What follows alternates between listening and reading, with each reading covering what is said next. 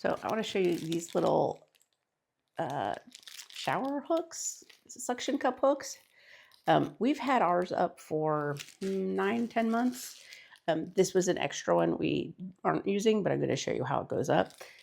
It comes with these discs if you're not using it on a surface that it'll stick to. We haven't needed to use these, but it does come with them. So let me show you here in the shower, right? So I'm using 3 of them, but here's one here. It has been up since I put it up like 9 or 10 months ago. Same with these 2 over here, washcloth, and then a little soap bag. Um, they have not moved since we put them up, but let me show you. Put this stuff down, but let's see, you can see here. So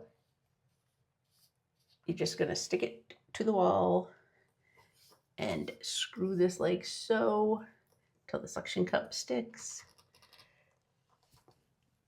And that's not going anywhere. Then if you want to